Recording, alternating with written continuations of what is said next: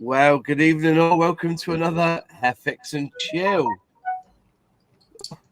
Hello, Mum. Thanks for texting me.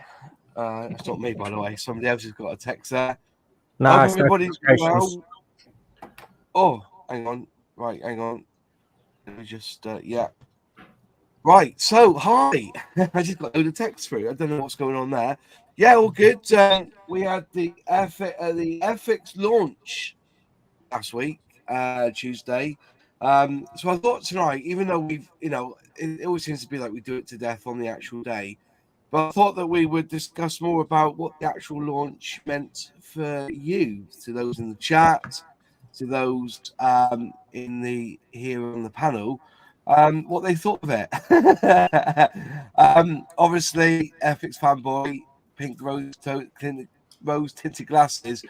I was overjoyed. The Liberator really got me. I think it's well overdue a new tool in that specific guise as well. I know they did release one before, but I think it was added parts, wasn't it, or something, or they just changed the scheme on it. A lot of people are quite impressed with the Bulldog. Not the Bulldog, the Chinook, or the Chinook, how you want to say it. And not so much love with the Bulldog, but then again, it was an old tooling that needed upgrading, I think. Quite a few of the vintage classics were released, like some figures.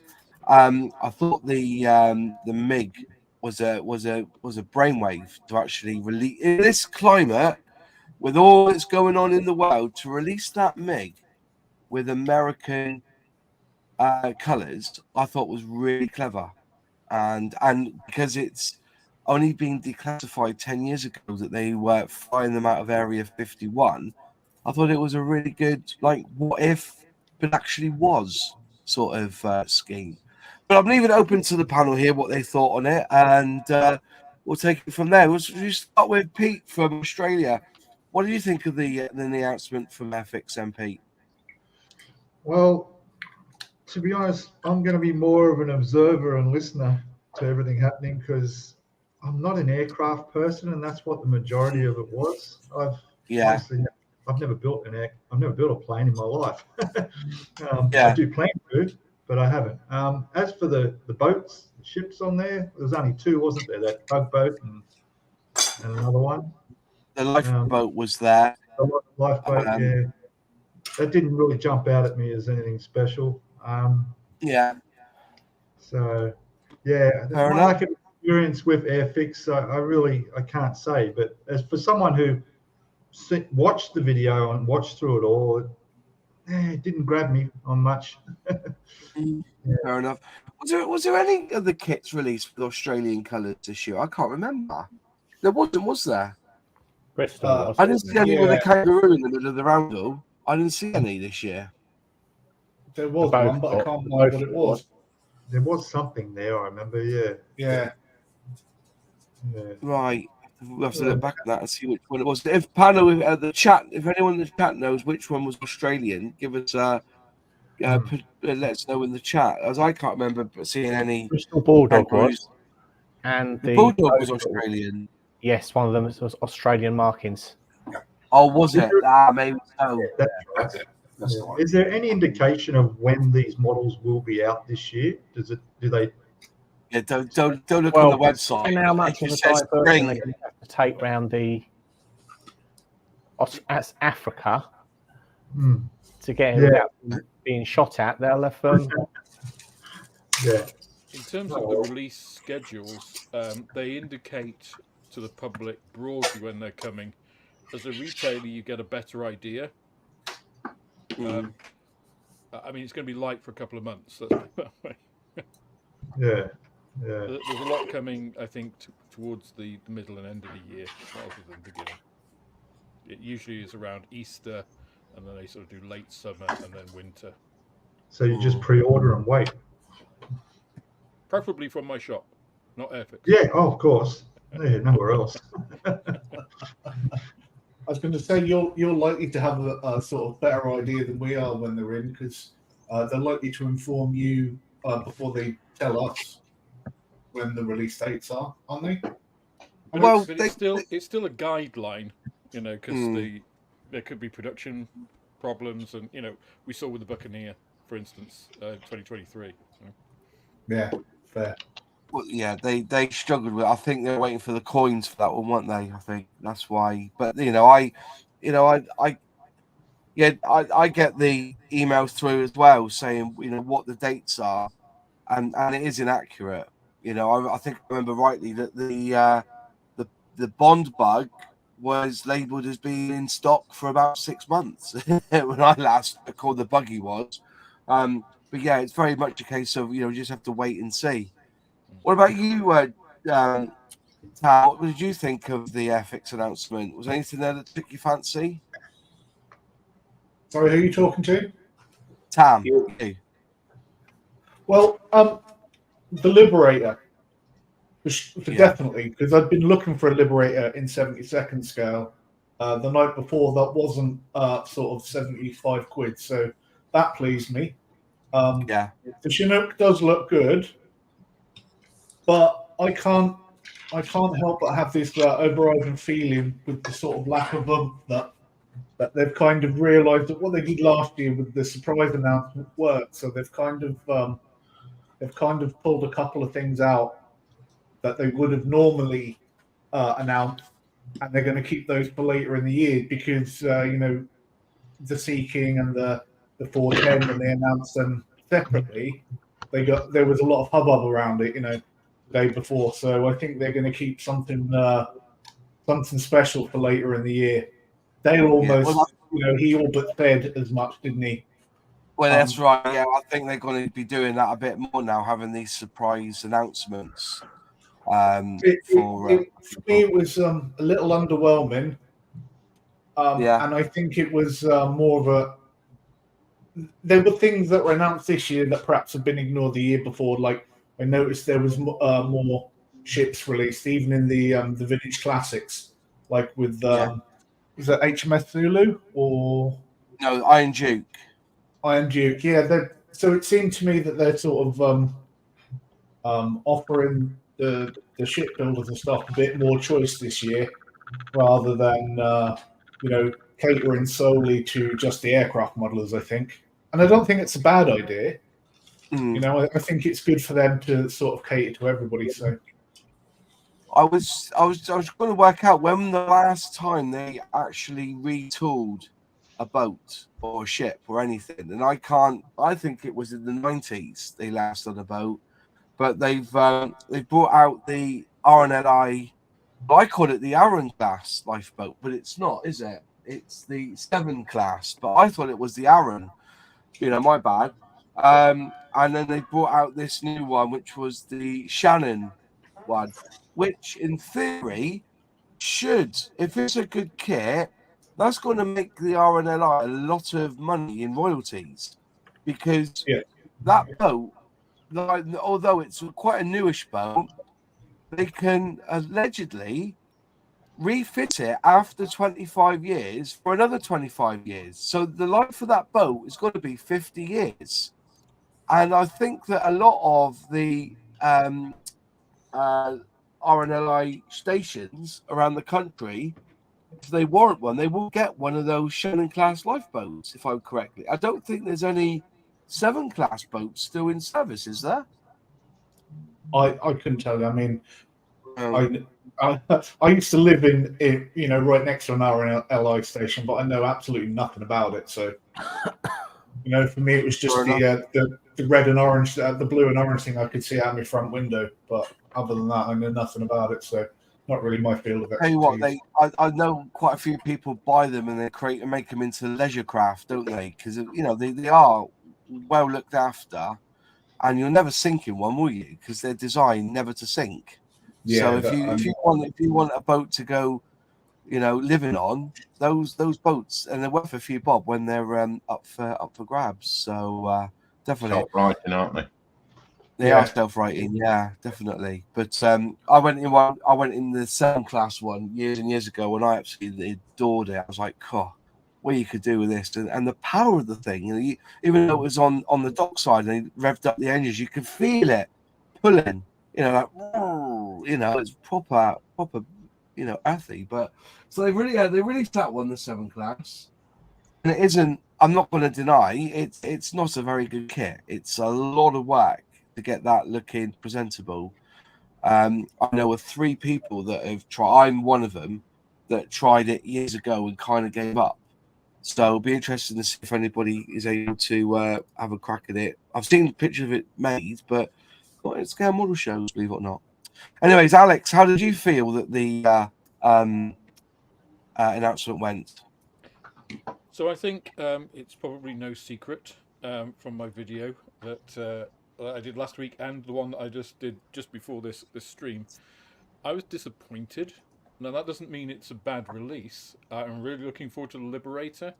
I think the Eurofighter starter set is a good shout. I think they'll do well in it. The Lifeboat for me, the starter set is interesting just because it's a bit weird. So, and as a starter set, it's quite reasonable. So, if I'm going to try a boat, that's the way to go. The last time they tooled a boat, by the way, was well, if you don't count the Higgins class landing craft, is the Destroyer. Destroyer, that's the one, Defender in that, yeah. Yeah, that's 12 years. So, I just think if you look at the numbers, which I did, of course, because I am the professor. Even if you take that they are going to release, say, another 7 surprise announcements through the year, they're still down on last year. So by quite an amount, by like almost 20%. So it feels light. It also feels very aircraft centric. So yeah, the boats are a bit out of left field. I mean, Ajax and Iron Duke are, I mean, they're terrible. They're really old. Even ship modelers say they are tired old molds last time they were released. So I'm not sure. I think if you've done a ship, you've probably done them already and avoided them.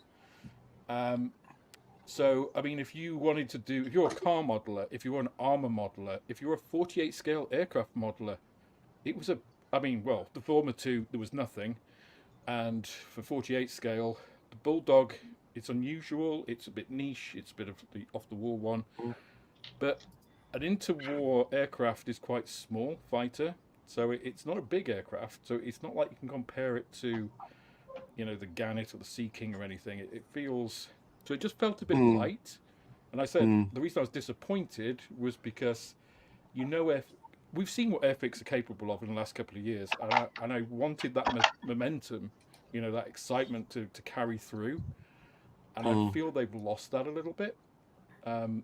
And I think that's about, and from our discussion, because we had a relatively heated discussion afterwards, it seems to be about 50-50.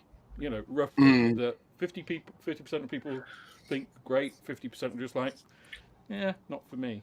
So I don't think that was the case in the last couple of years. I think there was a bit more of a general acceptance that, oh, Airfix are actually, under the new management and everything, really going places.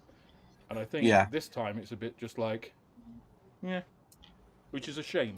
So I just feel it was a bit of a lost opportunity rather than, it wasn't bad, but I don't think it was good either. It was kind of like, yeah, it's okay. I think we as I said, between lines, there's a lot of people there who were annoyed that there wasn't a lot of 148 and there was no armor. And I saw that clearly in the comments, what people are saying. But those who've been asking for a Liberator or a Chinook were absolutely overjoyed. You know, the Chinook that we have now. But I think, Moss, that's the problem, isn't it? It's just like, and that's what I try to avoid in my analysis of it and the way I'm looking at it. I'm trying to look at it broadly as a model manufacturer, as a broad selection appealing to modelers, rather than, oh, has it got something in that I want to do? Which I think is the trap that a lot of people look at releases. Oh, they've got nothing that I want to do, so it's crap. Or they've got stuff that I want to do, so it's good.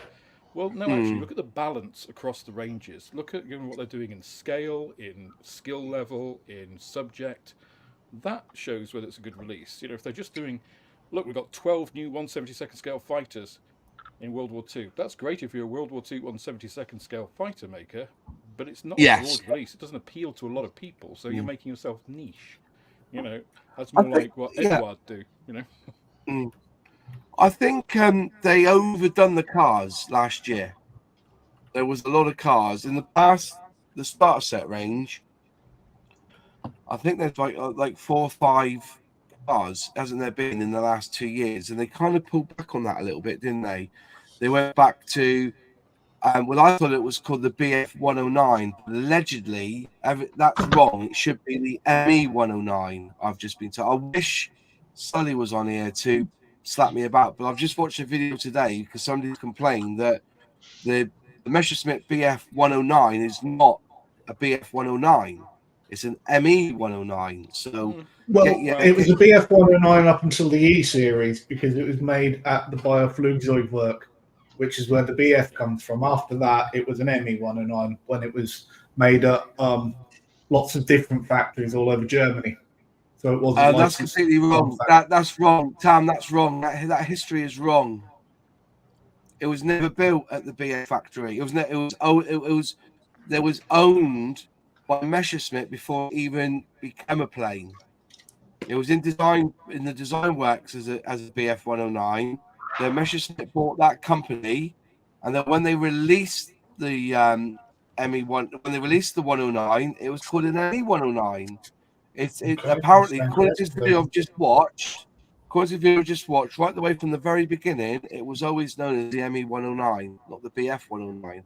But I'd like more information. If anybody has any more information, I watched a video today, and it caught me off guard because I thought, well, I believe what you believe, Tam, but it's not. They were always the ME 109. So yeah, it was designed by that. What's the company called again? Flugzeugwerk. Yeah, but they Messerschmitt bought that plane before it was even in production, and it was called the ME 109. So I thought it was interesting. So maybe we need to get a history. You know, I'd love to get Luke, the researcher, on this one from Airfix to see what he thinks on the matter. But this video I watched today basically said they were called ME 109s. I think that's wrong, boss. But we can take well, you watch the video. I'll send you a link to the video and then come back to me. To be honest, I've read a lot of books about it, which I'd trust over a video. There's a lot of personal stuff with Willy Messerschmitt and the Reichsluftministeriat. So he was afforded a lot of personal favors, and that includes how the aircraft were named. So actually both are true and both are false because both were used, and it depends because one was official and one was unofficial. So it's not as clear cut as like they were BFs or MEs. So. Yeah, it was just an interesting video that I watched, and I was like, "Well, I thought that was the case. It was they were built in the BF. You know, they were designed and built by BF. The Messerschmitt bought them, but allegedly that they were given the designation ME 109 by the Germans when they first flew. So the RLM reference to the BF 109 and the ME 109 equally in correspondence, so it's a pointless argument and one best left alone. Fair play on that one, I get that. But yeah, you know, when the BF plant was bombed, production was taken over with different Messerschmitt plants. Yeah, but yeah, it's an interesting one. You know, people call it the ME 109 or the BF 109, but after watching it, see, you know. Just the point, the BF 109 was actually called the BF 109 because William Messerschmitt couldn't enter the 109 as a competition unless it was entered by. I don't know about that. That's, you know, it's all over the place. But I just thought it was a very interesting debate to have whether, you know, we have to change our history on what it was called. So, but yeah, yeah. For me, the only difference is that BF 109 sounds a little bit more menacing than ME 109. The ME for that reason, I should call it a BF 109 exclusively. Yeah.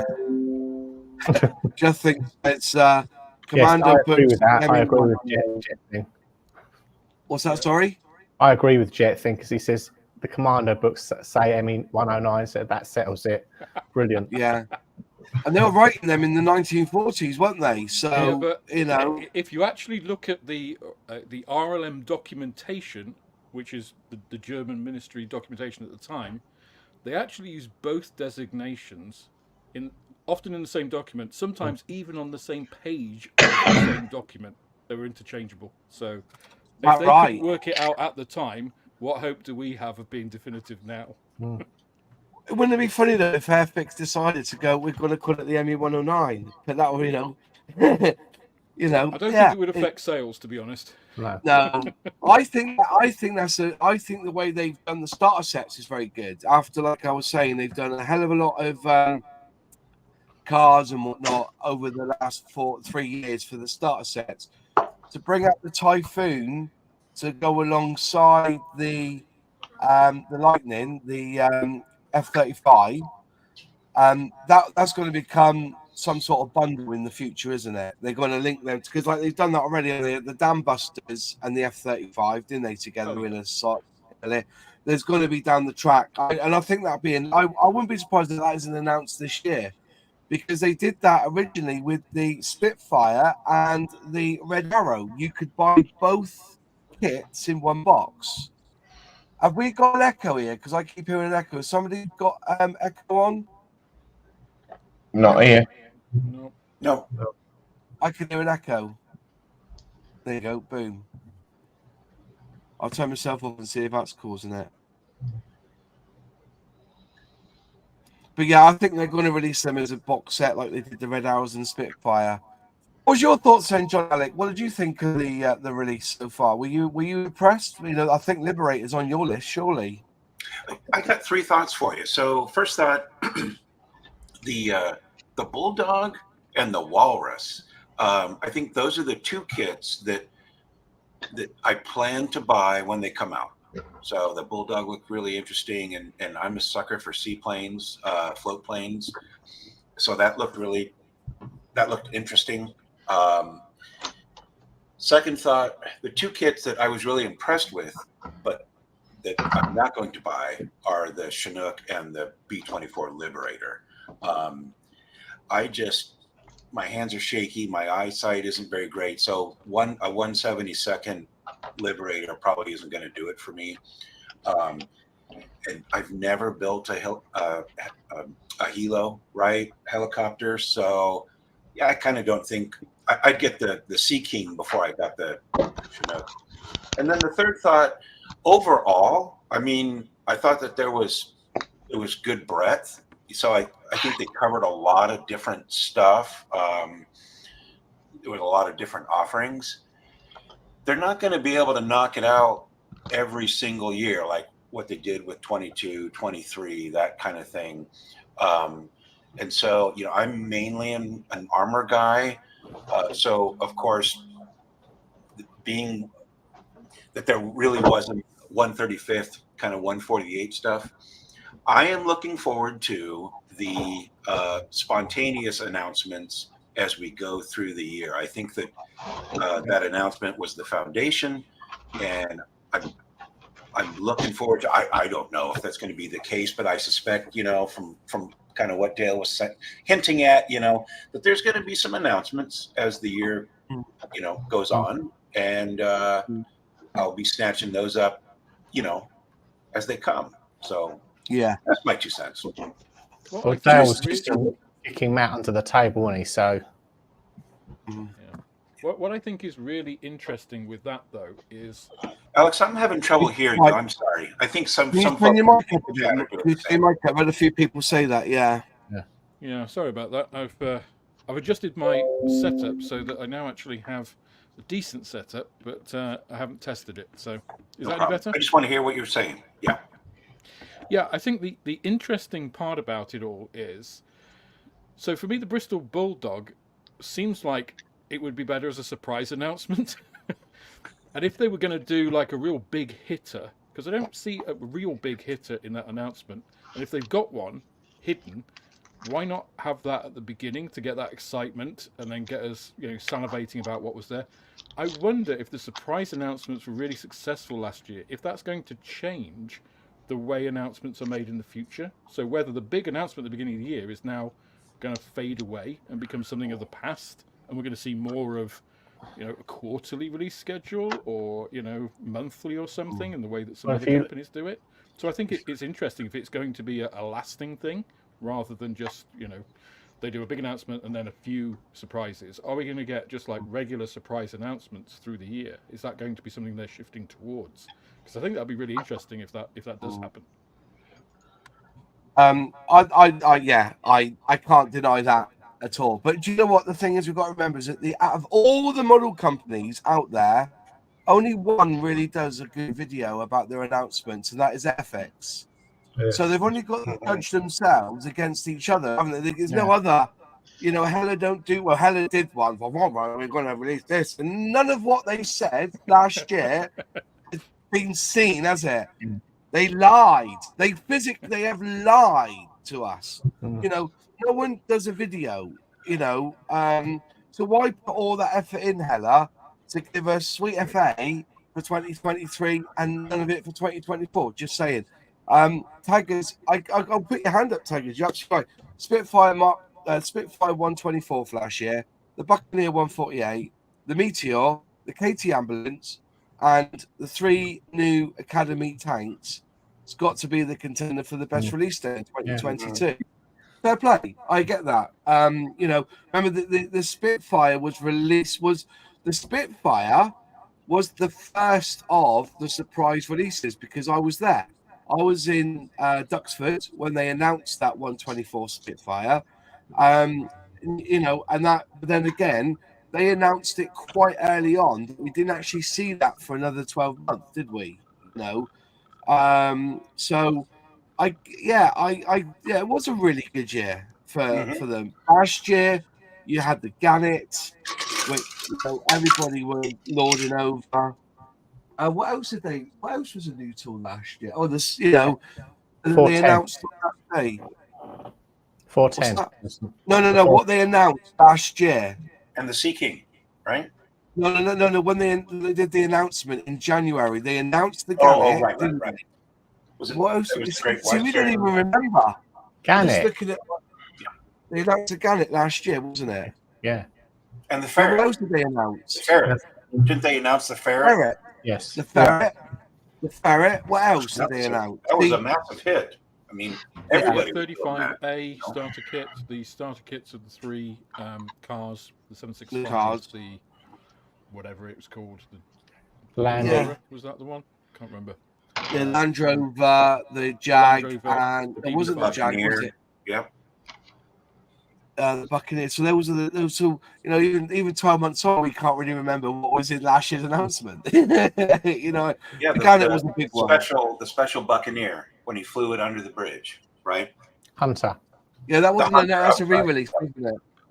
That was a re-release, wasn't it? Surprise with new parts. The Hunter. Yeah. So they did see that. But yeah, fair enough. Yeah. So, but this year, like you said, there's for me, the Liberator and the Chinook was enough to satisfy my hunger pangs for Airfix.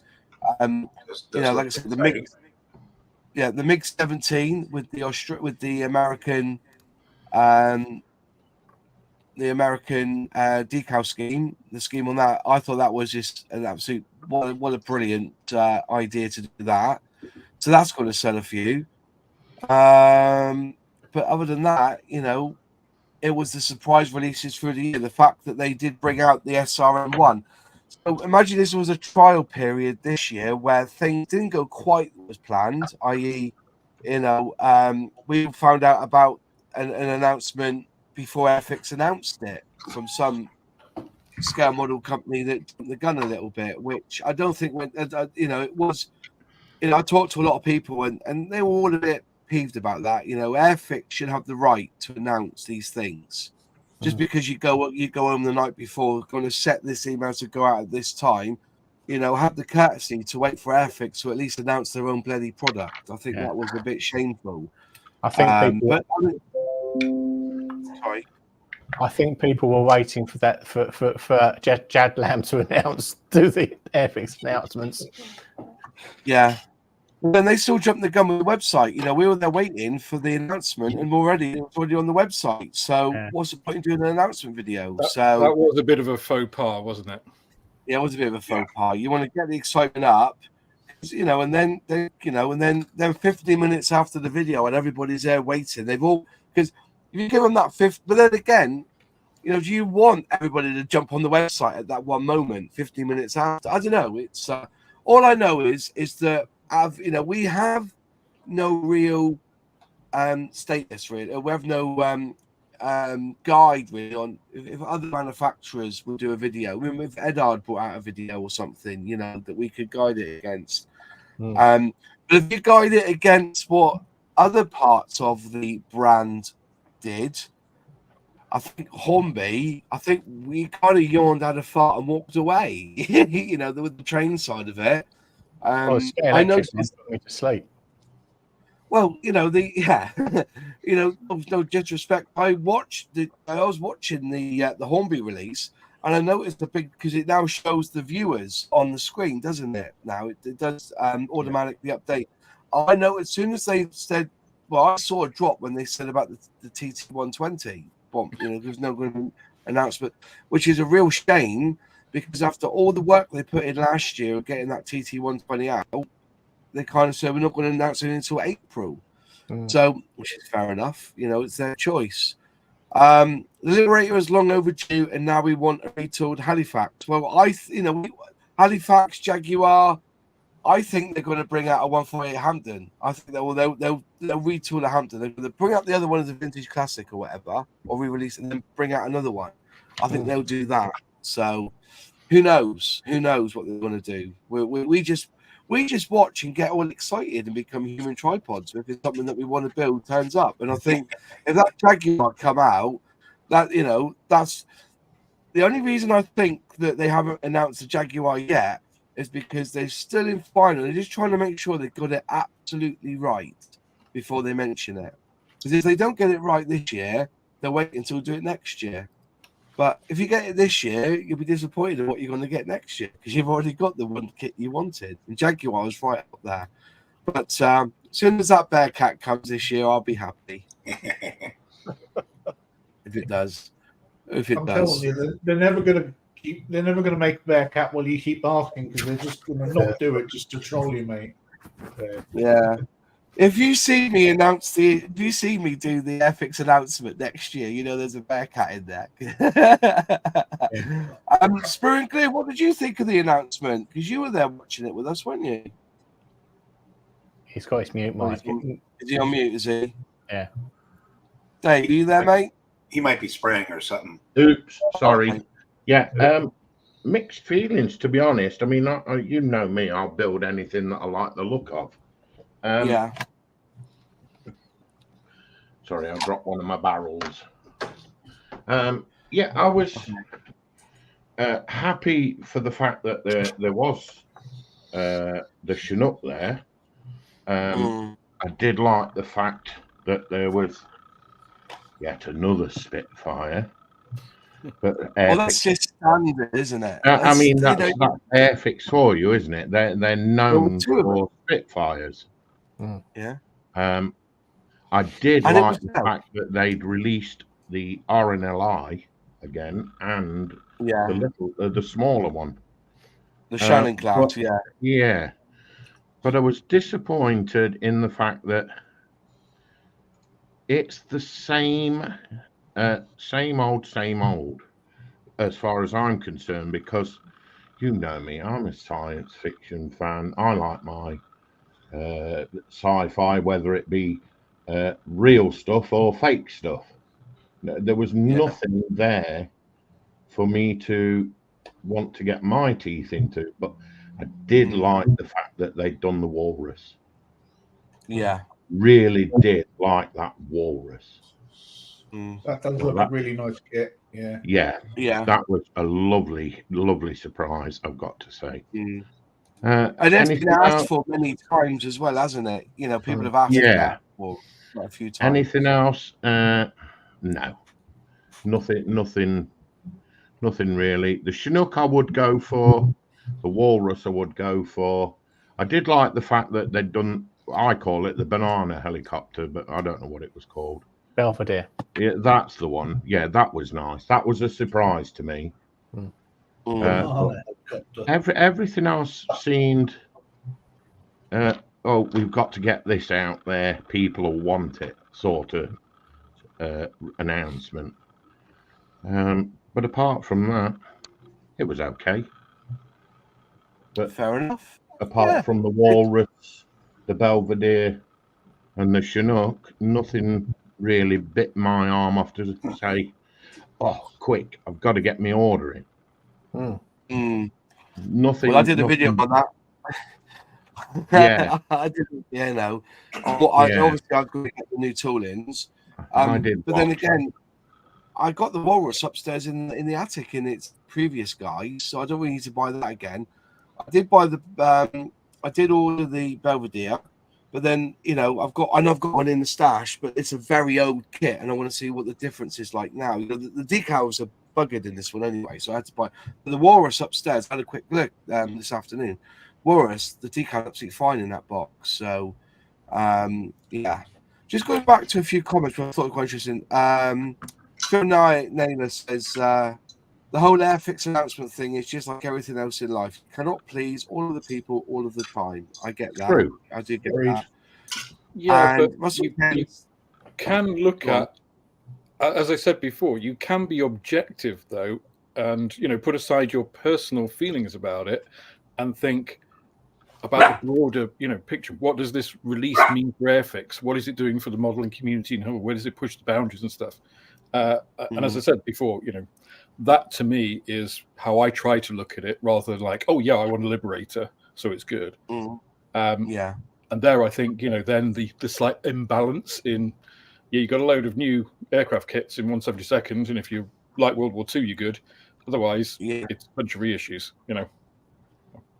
So I think that's a fair point, but I think people just need to try and look beyond their own personal needs. Do you think it brings in people that might previously go with other brands and go, oh, look, Airfix is bringing this out, when they may have been with others previously, or it doesn't really pull people in? I don't know. I'm gonna after we answer the conversation, I've got another sting in the tail for this one anyway. So quickly, just going back through the comments, I think ICM will do a 148 Hampton before Airfix. I agree. It is on the cards. But if they did release it, we would have a Gecko Airfix battle again. And also, if you talk to people who've bought the Gecko one, the ambulance, and bought the Airfix one, the Airfix one is better, allegedly. So easier build. Crazy Locker, not see my friend. There's a lot on the shelves. The ambulances sell, but the Gecko ones aren't selling. But apparently, aren't they a rebrand of a different model company that went bust? Gecko. I read somewhere where they another company that be rebranded as Gecko. Just asking out there. I'd rather buy Edard 72s for the higher quality than the Airfix. Price works out cheaper for me in the US for Edard anyway. I get that, but you also got to remember that, Edard do good kits, but they're also reboxing kits. So you've got to make sure if they are buying a tooled Edard one to a tooled kit that's from another manufacturer, we just added bits of PE. And the decals was, I think with the Edard now, I think the decals is becoming a bit of a bugbear for a lot of people. I read on the forums, they're wondering what's going on, Edard. Why buy a kit this price and these decals aren't doing what I want them to do? So something to look out for the future. Hopefully they're going to be doing a decent D-Day set involving transport ships, landing craft, and some aircraft. But they've done the D-Day aircraft, haven't they? They do those sets already. And they do the other sets, don't they? But then again, the problem you've got is that all the D-Day stuff, like the vehicles and stuff, is that 176 stuff, which is all vintage classic. There's no 1/72 scale up-to-date armor, is there? Or army vehicles in the Airfix range. It's all vintage classics. No, it's not, Nigel. No, it's not, Moz, because you've got to look at the... Because I had a question come from a friend the other day. He said, what do you think of the Bedford QRT? Airfix? And that was the 2015 release. New tool. Was it really? Yeah. I didn't know that. But is that 1/72, is it? That's either 170. No, it's 176th What, in 2015? in 2015. Yeah. That That must have been toured before. It doesn't. That must have been toured before then. You've got to look on Scamace. Because I That can't couldn't be believe it when they said that. A 170 wouldn't have done a 176 back in 2015. Not a chance. Can't see that happening, surely. I'll have a look at that. Yeah, it's an odd one. It is an odd one, that.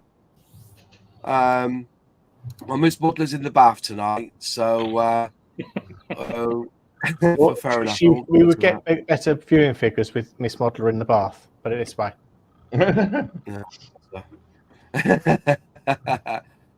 Airfix was a major sport.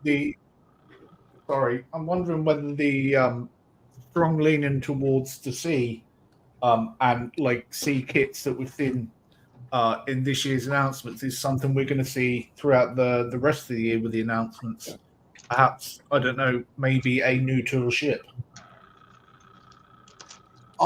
You say that, but I like the idea of these special announcements. But like people are saying, if ICM are going to release a Hampton before Airfix do, just put it out there.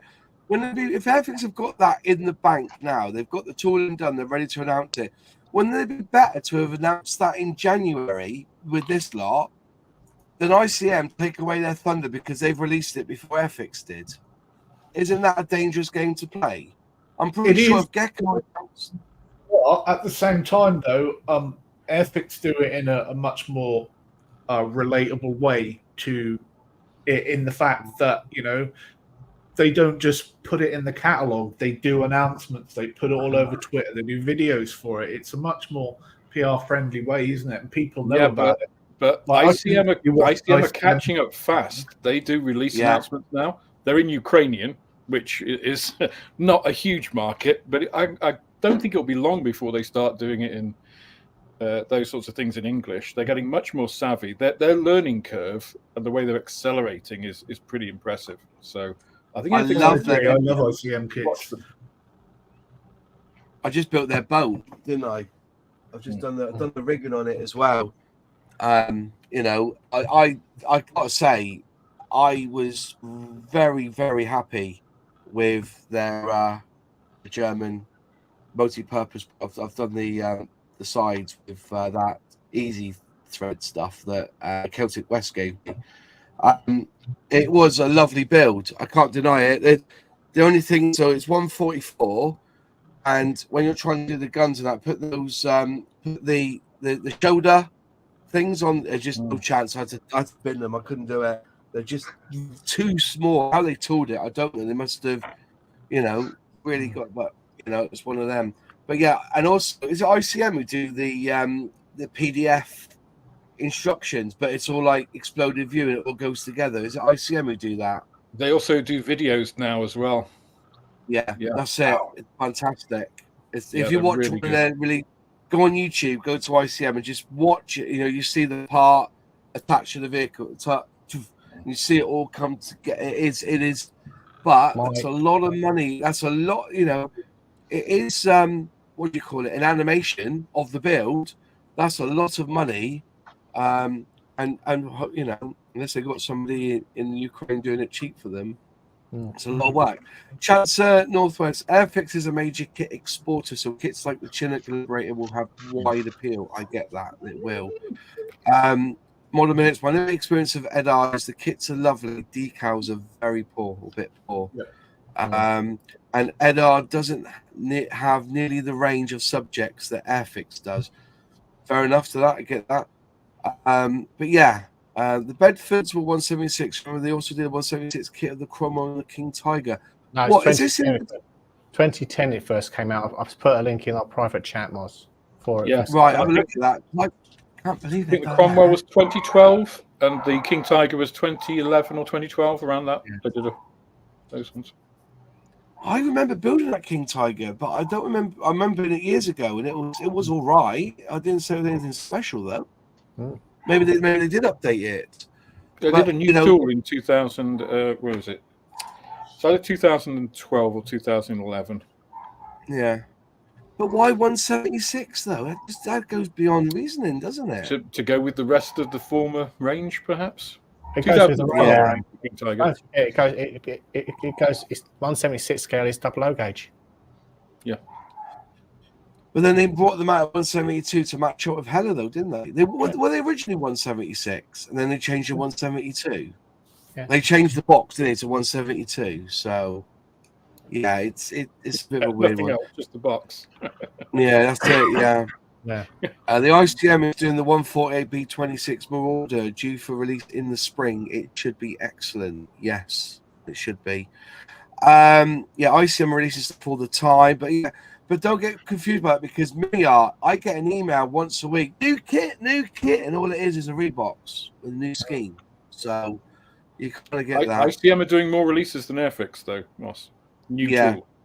But they've got a bigger team, though, haven't they? That's the thing. Airfix is a smaller team. They have. What they've got 12. They've got 12 designers, where Airfix have got 7. So ICM have 12 designers, or tooling engineers. Alex, designers. I got a question for you.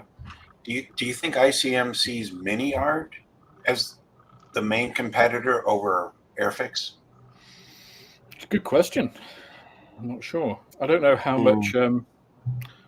I don't want to call it interbreeding, but let's say communication between them there is either. It's a good question. I mean, ICM are quite they're almost like a Mini Art light, because they'll make a seat in 4 pieces, whereas Mini Art might make it in 8. Yeah. And another manufacturer might make it in 2 or 1. Yeah. Yeah, that's I was right. just trying to think which one is the bigger sort of pull-push incentive, right, for ICM? Yeah. Because Mini Art is also coming out with, they're constantly coming out with new stuff and new toolings. So I'm wondering which. It always amazes me how many new tools are coming out of the Ukraine and how good they are. And they're in the middle of a war. It's crazy. It blows my mind, though, isn't it? They're only one explosion away from not producing any more for a while. Yeah. As horrible as that is to think about, but that right now is the reality of it. So, Airfix was smart in the Ford-built B24H. There's no competition. Yep. Yeah. Fair enough. I think that's why they did it. I think all the previous ones were like J's and whatnot, and they just added a different scheme to it. This time you've got fully tooled, and I suppose there'll be added bits in there that you'll get when you get that H. You'll probably do a different variant as well. So trying to get that. Yeah, I'm gonna have to look at that, because I have got a 176 more lying around, so I will look into that and have a build. Dale did say that the Angel Interceptor was a possibility, but just at the moment, but they are waiting for an anniversary of Captain Scarlet. Corgi are doing all the bits for Captain Scarlet at the moment. in fairness, you can really only say that it's a possibility in terms of the fact that they already have the licensing for it. He didn't say they that don't have the licensing for it. If you actually listen to what Dale said, even though there's when they get the licenses, it's under the branding of Hornby. So Corgi may get the license, but the license may only cover die-cast and may not cover plastic. But it is interesting that even though Revell and others have got the Thunderbirds license, no one does do an Angel Interceptor. I was just surprised that, in all fairness, why I know it sounds a bit out there and a bit over, but the likes of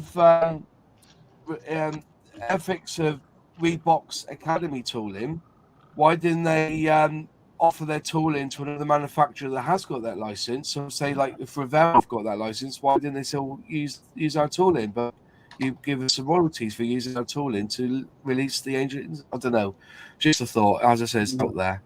So telemark the Airfix tax is 1/72 scale. Yeah, I get that. Question for Alex: has the Airfix 2024 release launch video been mentioned much by your customers? Yeah, I did answer that in chat.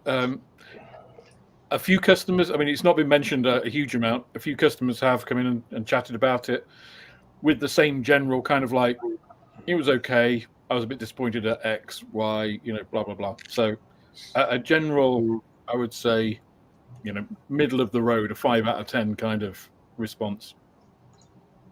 Yeah. No one's coming in waving flags because Moss hasn't been in the shop yet.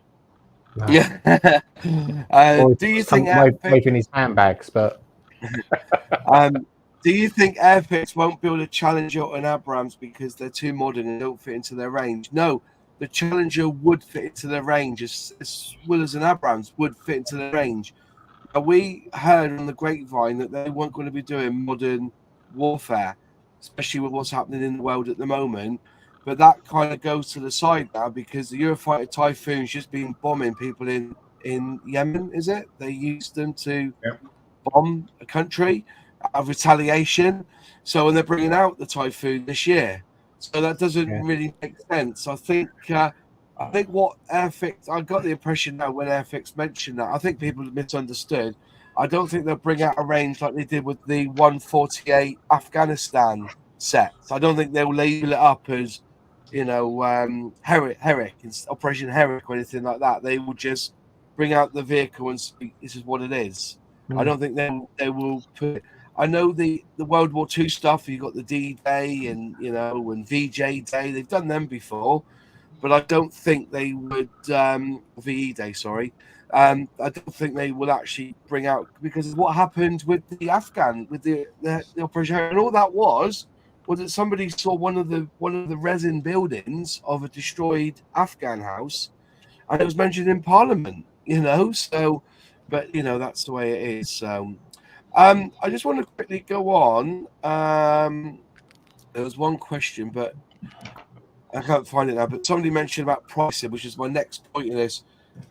Anyone surprised, shocked, horrified, or okay with it that some of the pricing seems a little bit rich this year from the Airfix range? And I'm saying this across the board because I'm seeing price increases this year in particular from Tamiya, Revell, thinking they're going to get hundreds of quid for their Eurofighter. And, I see that there is an increase in price, but was it the Liberator at 46 quid for a 1/72 scale? But isn't now that becoming the way of the world at the moment due to what is going on in the world? I get that. I get that. Everything is going up. But as soon as they said about the Swift, I know Modeling Weekly, I forgot his name now. I'm really sorry, mate. I've got your name in my head, but I can't remember it. Yeah. Sebastian. No, is it Sebastian? Anyway, he said, I would have loved to have got that Swift, but in 10 years ago, you could buy that for $11.99. Now it's 25 nicker. That's a in that. I think 10 years is a short space anyway. Yeah, but when I was younger, 25, 35 years ago, I could buy a 172 Spitfire for 75 pence. Yeah, but you that know was what I when mean? the wage. But the wage around there was probably about 20 quid. See, you've got to look at it. You can't always look at that price. I remember when I left school. When I left school, I was on £22 a week with what's it called, the YTS. But now when I'm £500, £600 a week is not away from a lot of people. You see what I mean? Yeah, these days you've got to really consider the postage too, where you didn't have to worry so much about that a few years ago. That's a big the postage is the worst increase I've fucking seen in the 3 years ago. I was shipping parcels for £2.20. Now it's £3.29. In the space of 4 years, that's gone up £1. So that's hitting the manufacturers as well as now the customers have got to consider postage. Is it? I mean, they've got to account for the fact that they've got to spend on fuel, postage, the raw material. They've got to get all this in place before they can even consider putting something together to make a kit for us to enjoy. I mean, things aren't costing pennies anymore. The suppliers for the raw materials, their fuels have gone up. So they're then passing on that charge to the customer that's buying the raw material. Yeah. I get that. The customer's not going to sit back and say, "Oh, well, they put their price up, but we won't bother." It can't be done. It's a chain reaction. A puts up X pounds. B then has to swallow the cost, but they'll increase it somewhere else, and it goes on and on and on all the way through the chain. It happens, and there's no getting around it anymore. I'm not being funny though. That Liberator is still easily the cheapest 70-second kit on the market. Yeah. If you want to go buy another Liberator from another kit maker, feel free. But tell me if you get any change out of 75 quid. Well, you're a store owner too. You got to pay for the freight to get your stock in. I mean, Right. Yeah. that's another And thing. also, out of all of this, if you really want to know about price increase, I think the biggest price increase is when the banks failed and VAT went up from 17% to 20%. Yeah. You look at the price. For every £10 you spend, £2 of that is going into the government coffers. Simple as. So before you even start, so if you're spending 50 quid on a kit, a tenner of that is going straight to government. That's how, but that's part and parcel of living in the country. See, this is what the Flying Dutchman. If kids still use pocket money to buy Airfix kit, they should take that into account for their pricing. I disagree with that statement because I was talking to a parent the other day, and 25 quid is average of a child's pocket money for the month. Oh, please. Whereas when I was a kid, it was £1. So when it was £1 and I could buy a kit for 75p, there you go, that's pocket money pricing. I've seen kids play online and to get a booster pack for something like Fortnite, which gives them an extra weapon or give them a fucking dance that was seen on, what's it called? That Fresh Prince of Bel-Air, is 15 to 20 quid. £19.99. We update the app or whatever. So I don't buy that argument that it was always pocket money pricing, because pocket money pricing is 20 quid a week. And most of those kits, that starter set, $11.99, I think is a bloody bargain with the paints and everything. Yeah. I think the D-Day set is the bargain in all of it. 5 kits, 2 of them are new tools, aren't they? The what's it called? Tempest is a new tool from 2 years ago, plus the paints. I forget the glue and the brushes. 5 kits, $49.99. I think that's a bloody bargain. I think Airfix starter kit pricing is spot on. I mean, they're by far the easiest, cheapest way to get into the hobby, and they're kits specifically designed for starters. So I think, even if you look at the F-35 starter kit, which is I would say by far and away the most commonly, it's the one I've had to reorder most. I've sold more of the F-35 starter kits than any other in the shop, any other individual kit. I think the Eurofighter will be the same way. 20 quid, I think is pretty good for a starter set like that. And the 8 to 12 pounds of the others is, definitely pocket money kits. I didn't balk really at any of the proposed prices for the releases, apart from the Swift. The Swift, I originally thought, oh, that's a really good price for 148 scale kit. And then I realized it was the 172nd scale kit. The Swift is not big. And I'm just like, have they got that wrong? Because, that seems like you can buy a 48 scale Tiger Moth, which is probably the same size. And that's like 20 quid now. So that's what I was talking about. The part count in that Swift is small, isn't it? The part count is small in that Swift, isn't it, as well? Yeah. So the Swift just seemed like somebody got the sums wrong. Yeah, I Liberator for 46 quid or 47 quid. And of course, you've got to remember that retailers like me will sell it cheaper, same sort of Airfix Club price. So 10% less than that. So you've got to think 42, 43 pounds. That's not bad for the amount of plastic you're getting and the build that you'll get out of it, how many hours you'll spend doing it. So relative value, I think, is pretty good. Again, and there was 150 odd parts, wasn't there? As I recall, in that Liberator. But then, if you look at what John Alec might pay for it, that might be a different value proposition, or what Peter might pay for it if he can get it. Probably in 2025. Leslie Schramm, I play because I think I've set the ball rolling here about pocket money pricing.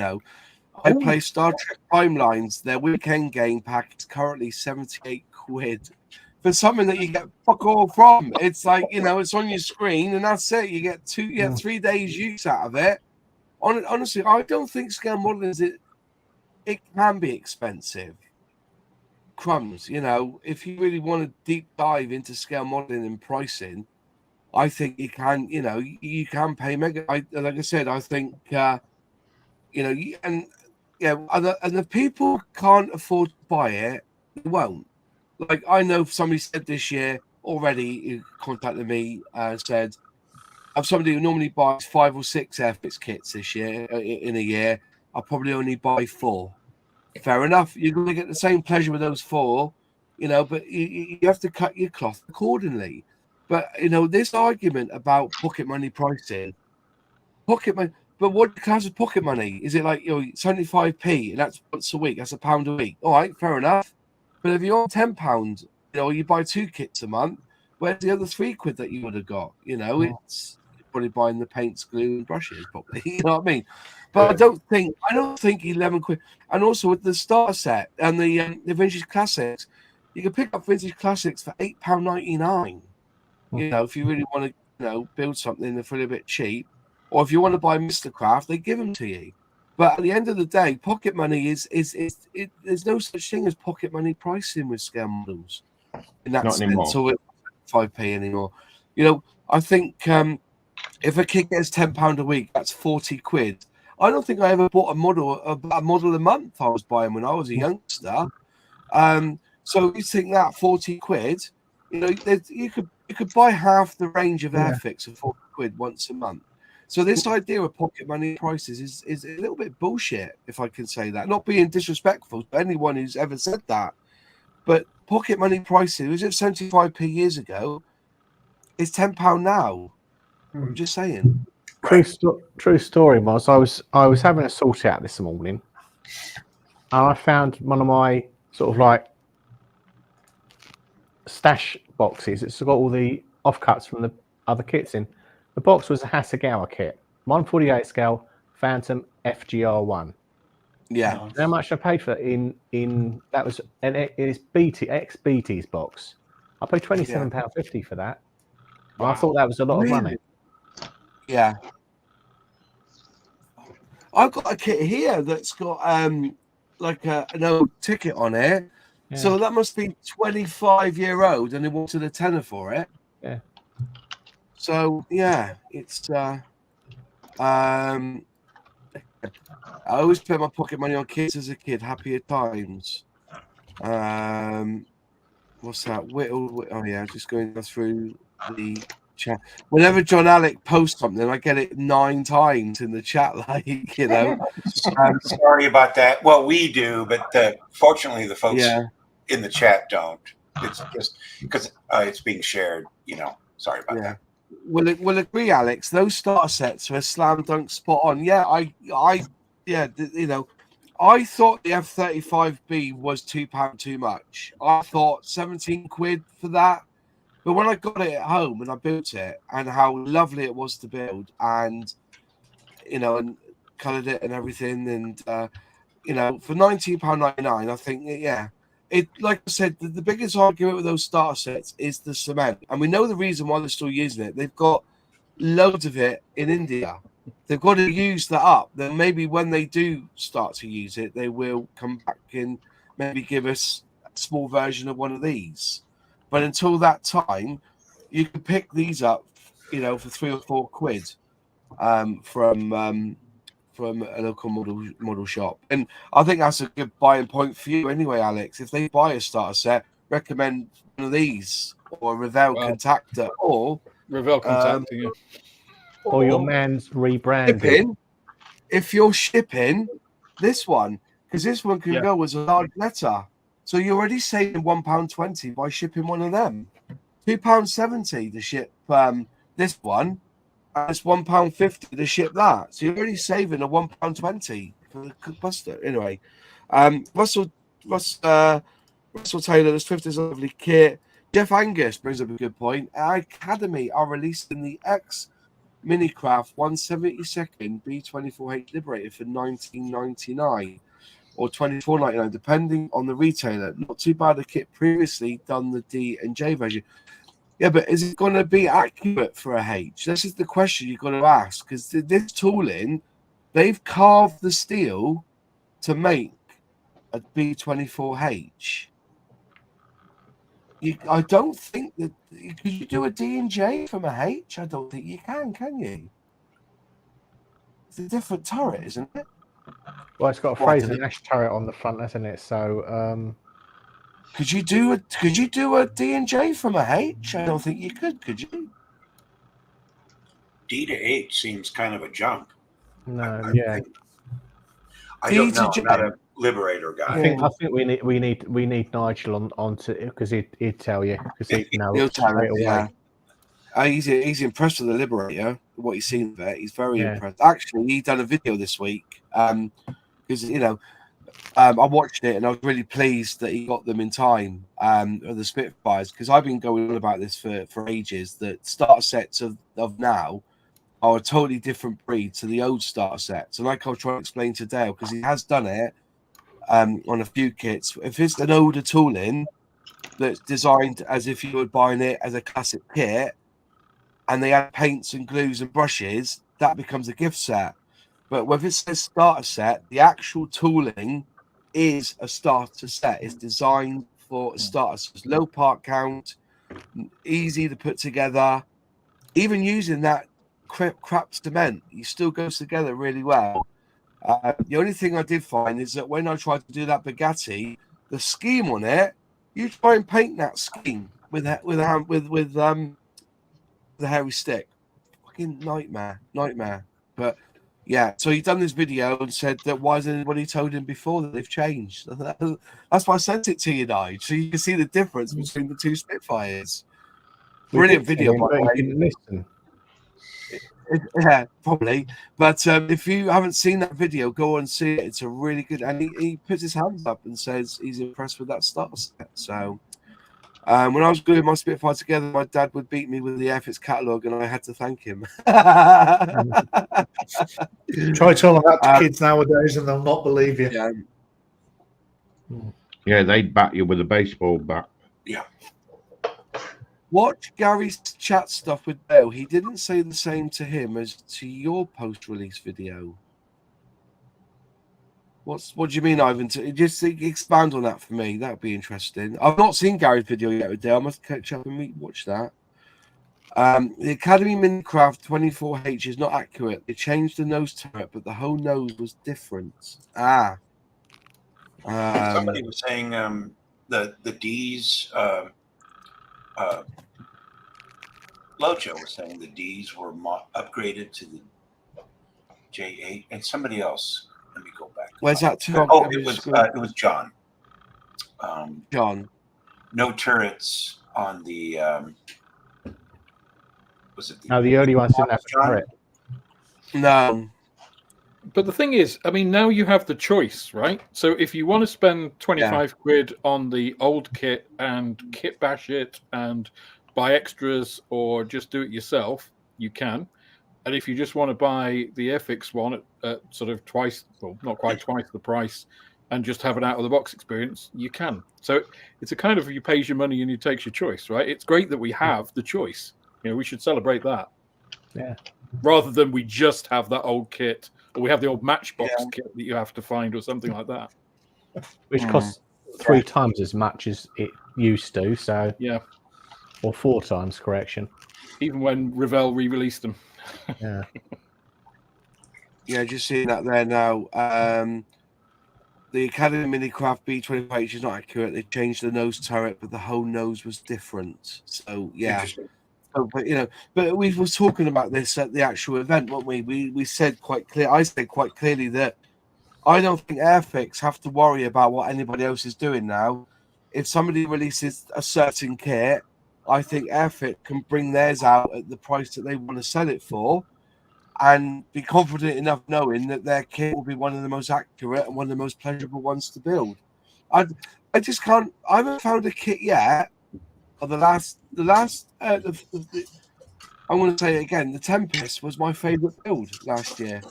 I thought that was such a delightful build to put together. It was great. They've got no worry about anybody else bringing out a Tempest. I think theirs is one of the best ones.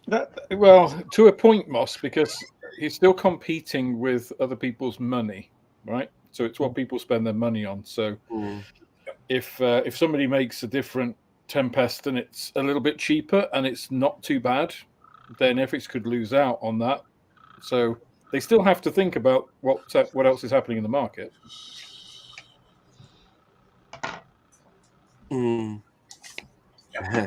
Nigel's after Moz's job as Airfix #1 fanboy now.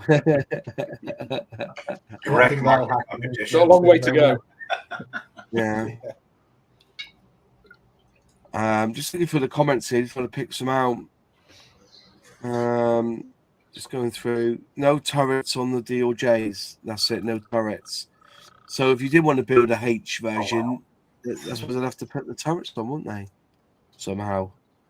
Well, it's the H version that's famously built at the full plant. Is that right? Yeah. It's very well known for being built at the full plant in sort of like they knocked them out. Oh yeah, they knocked them out in quick time, didn't they? Yeah.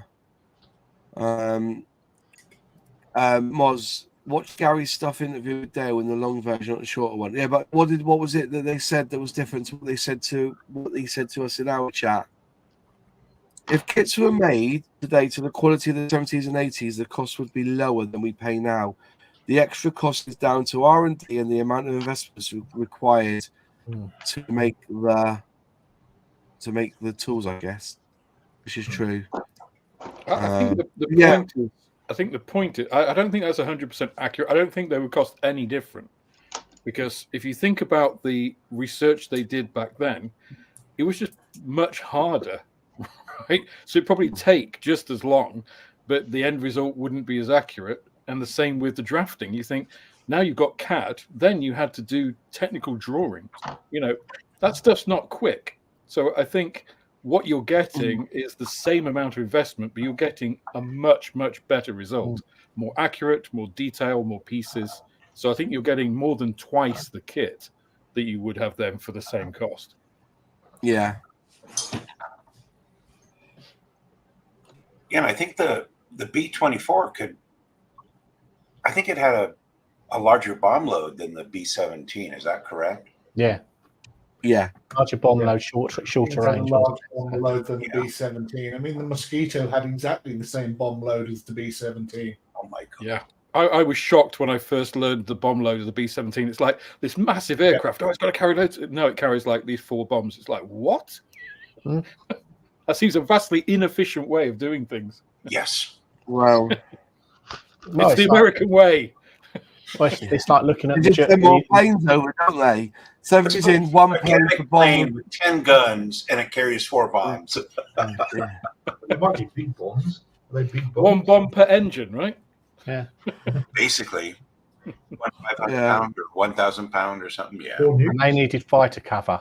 And a toilet roll to go with the loo that you drop. 4 bombs. It's a lovely bird, that B-17, though, isn't it? Yeah, it was my dad's favorite. Yeah, it is a lovely bird. Airfix. The thing is, Airfix have a history of doing good 4-engine bombers. Yeah, and they did. That's why we want a Halifax. Give us the Halifax. Yeah, or Sterling. Sterling. Or Sterling, yeah. Very nice. Bearcat. But the trouble is with both those aircraft, both the Sterling and the Halifax, there's not much material. There's not much information out there for research purposes in the way of drawings. No, but I mean they could. If we're talking about Halifax, there's one up at the Yorkshire Air Museum, isn't there? Friday It's Frankenstein, though. It's about 4 or 5 aircraft. Is there? Yeah. I think most of the Halifaxes that survive today are all basically built out of crashed aircraft. Okay. Did they say that the B-24 was the crate that delivered the Flying Fortress? It was built in larger numbers too. I think John mentioned that as well. Yeah. Did have a problem with its wings falling off though, didn't it? Unfortunately. Yeah. One cannon round and that's it. The wing spar would fold, unfortunately. So. Yeah, but then when you had a Mark 108, 30mm high explosive round, 2 or 3 would take out most bombers. Yeah. It's an equal playing field, yeah. Well, I think we've all seen that famous photo of the Wellington that landed with its minus its tail gunner. Yeah. So. Yeah. 17 that landed, and then without the tail, and then the whole tail section kind of landed itself, didn't it? Yeah. Unbelievably. It's like Parasite Fighter. Yeah. Well, I say we should wait and see what Airfix are going to do the rest of the year. Yes. Yeah. I personally think they've done good as a company in what they've released. But as a personal, for me, average, I'm going to say. It'd be interesting what they do. I actually think Airfix have a B-17F waiting in the wings, but it won't be announced until after this new series comes out. Masters of the Air. Yeah. Well, if it's a 148th or larger, I'll buy that in a heartbeat. Yeah. I mean, I think we can definitely expect a 35th scale and perhaps a 48th scale as well, because had almost no 48th scale did we that wasn't a re-release, and I would be expecting a new tool 35th scale at some point this year. Oh, there's got to, as I said, the Challenger tank has got to be up there as something that's missing from their range. I think that's a good shout, actually, Moz. I think it's a very good shout.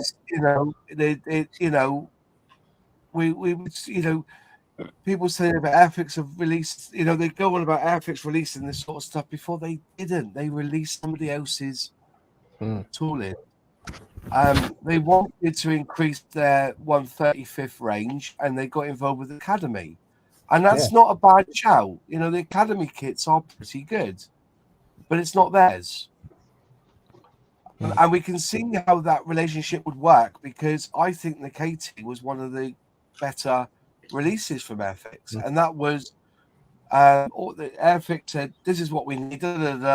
Academy sorted the tooling out, and then they manufactured it for them, which is what Revell's been doing for years with all the Boeings and the Airbuses, their planes.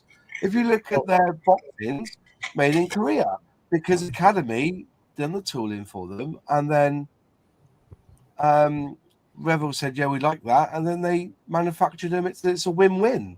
Keeps Academy in jobs as well. Or possibly they use Hasegawa or ICM kits, don't they, Revell? So they use a lot of different manufacturers' kits. The weird thing to me is that they can sell ICM kits cheaper than ICM. And Hasegawa kits as well. Well, and you can get them, whereas Hasegawa kits can be difficult to get in Europe. But isn't that the good thing about Airfix? Even though they were Academy tooling, they were easier to get hold of because Airfix had the stock. For us, yeah. I think it's easier for like the US to get Academy than Airfix in a lot of places. Correct. I've just been sent an email basically telling me that the Haynes Manual, the God of War Mechanics, the Bible for Mechanics, I should say, they brought out a workshop manual, the Messerschmitt BF 109, and in the front it's telling me here that alloys almost universities is the Messerschmitt ME 109. This was not the correct terminology, and it was always intended to be designated correctly by the Germans as the BF 109. So that video I watched there was talking out of his backside. But watch the video because he does put a really good argument, and the fact that when Mr. Messerschmitt was asked what was its designation, it was ME 109. So, well, of course he's going to say that, isn't he? Willie Messerschmitt's doesn't want his name on it. and it was ME 1010 and ME 1010. The 1010. But I think in conversation, it's a good know, shout. global conversation, the BF is, I mean, that's what I know. Even if it's unique to Messerschmitt, right? ME262, whatever. I think that in the nomenclature, you know, the normal dialogue at BF 109, that's what I've known it as. But yeah, it's kind of interchangeable, isn't it? I think everybody, if you say BF 109, even if somebody's a stickler for like, oh, it's the ME 109, they would still know what you meant. If you said the BF 262, they'd be like, what? Right. Like it's ME 262. Yeah. So the BF 110. Just quickly, Russell Taylor says Matilda, Crusader, Churchill, Comet, Centurion, Chieftain, Conqueror, Scorpion, Scimitar, Challenger 1, 2, 3 are all possible subjects to go with their range. Well, I can't see the Scorpion or a Scimitar because there's 3 or 4 different kits of both of those in the market as is. The Comet Tamiya did, and that's a bloody good tank as well, isn't it? Tamiya's done a Charlie 2 as well as... Well, the Comet would be basically the same chassis. I thought it was Trumpeter who did the Charlie 2. Trumpet have done Charlie 2 as well. But I've done the Tamiya Charlie 2. That's the European and the desertized version from the first desert war in Iraq. That's really good kit, actually. Really good kit. The kit literally goes together without glue. Well, it's a Tamiya kit. It's like a jigsaw, isn't it? Wow. Yeah. Shake and bake. We like a shake and bake. I do like a shake and bake. I know. That's why Mini Art come with paracetamol in their box. Martin B. Nothing for me this year for Airfix, unless they bring out a good 148 kit later this year, but a lot of good artillery. Good artillery. Academy kits in 148 scale without yet another Spitfire 109, etc. Fair enough. There's a distinct They have got them in 148, Craig. The Jackal. What's it? Which was the tank they did in the 148 range?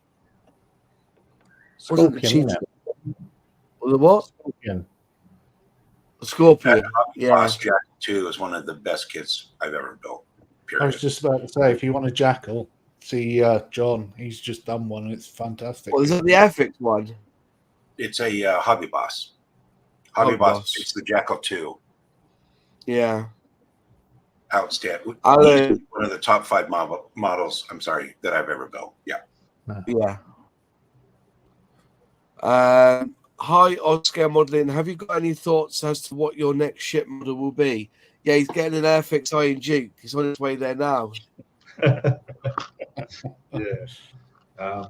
have no clue. All my plans are up in the air at the moment because of my move to Thailand in about 4 weeks. So I don't know what I'm going to build. What ship? I'm not sure. The Yamato took it out of me. I'm shipped out. Yeah, Hobby Time was right. Airfix released the Warrior, which I wish they brought in which I wish they would bring out in a 135th scale. Is Warrior tank still in use by the English Army? Don't think it is. No. It's all challenges now, isn't it? I believe so. Which won a competition not so long ago, if I remember rightly. It did. Was it Iron Spear or something? Yeah. Just going through. Yeah, not much else in the chat, folks. So we talked about pricing this year, so we're pretty happy with pricing. Some of us are, apart from the Swift. Then again, that Sea King was cheap this year, wasn't it? Or last year, I should say. That Sea King, I was expecting a bit more pennies on that. And they released that for about 40 odd quid, didn't they? That Sea King. It's a helicopter, though. Nobody likes helicopters, do they? I don't know. I think that was 300 odd pieces, though, wasn't it? So for what you get for it, that's No, we don't like helicopters. Get that off the screen. Nothing wrong with a good helicopter. Nice. You see, it's all right like that before you put all those sticky out bits all over it. Oh, that's nice, Dave. Yeah. Which one's that, Dave? Is that the 1/72 scale Sea King?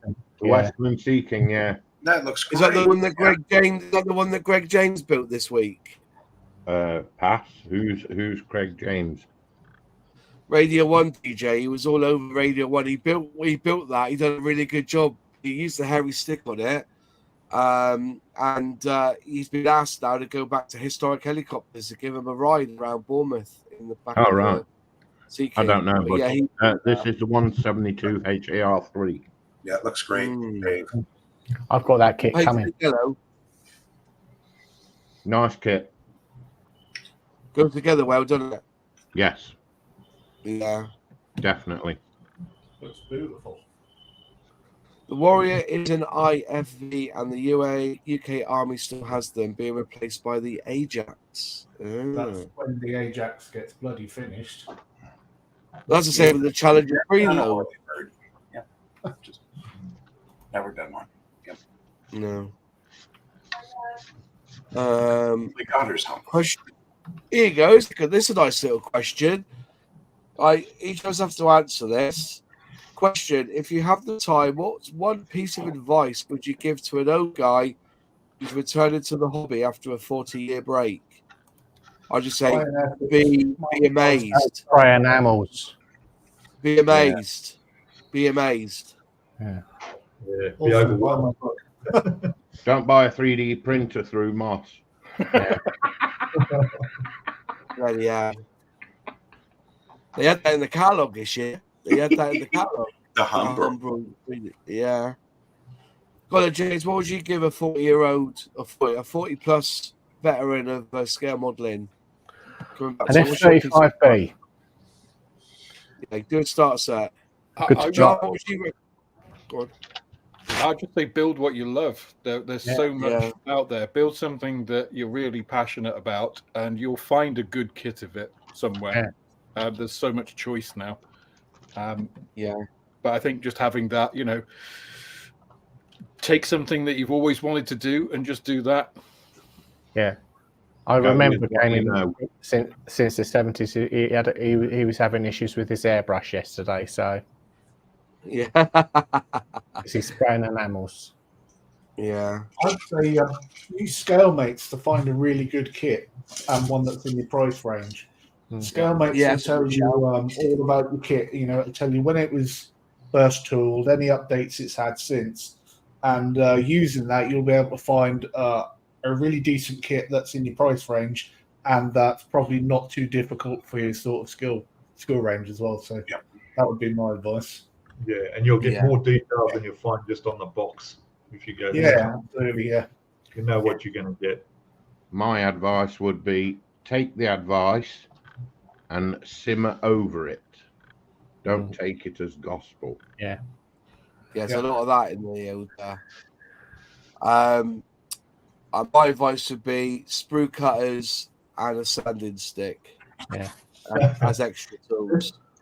Oh, well, buy the biggest and most expensive kit you can find. Go for it. Yep. That's what you did, Peter. But then again, fucking hell, what are you paying at? Yeah. I've never built kits before, and he knocks a 1/700 kit with photo etch out of the park. Oh, I did the Kitty Hawk 1350 scale aircraft carrier that just the main superstructure had over 800 pieces of photo etch. And that was my third kit I've ever built in my life. Peter, otherwise known as the Marquis de Sade. They ruined it for Look, that is what I'm taking to Thailand. My first plane build ever. I'm going to build that over there. Oh, I wouldn't bother as crap. I said, "Oh, get yourself one of those Spitfires for Airfix." It's two in there. It's two in there, so if I stuff one up, I've got a second chance. I do like to see that these days. Does it really? Kits with two aircraft in, so you could do like two different schemes. Yeah, exactly. Yeah. You don't see that very often, do you? Mm. Yeah. If you want to build a tank, I recommend building the M41 Bulldog, which I built this week for the challenge from Jonathan Mock's Interesting Modelling Company. I really enjoyed it. I realised after I took the pictures, I'm missing a handle, and handle's falling off. But that was the challenge, was to build this bad boy, and it's lovely, really easy, nice kit. Whoa, drop the gun off there. But yeah, no, I haven't glued the gun because when you're transporting it, you don't want it to. So, but it come up really, really nice. I'm really pleased with it. Really did come up nice little build. That really simple, and you can pick them up for about 15 quid. For your local stockists, and that is it's 1969. That kit. What? 54 years old. Wow. Yeah. 54 years old. cheers, Moss. What have I done? Just reminded me how old I'm going to be this year. Yeah. You're in your 50s, are you? That bad. How come they're still in business? That's a good That's question. as old as my teeth. Yeah. I'll tell you why. It's because people like me order them for cheap spare parts. Moss sells them to get shop stock for Alex.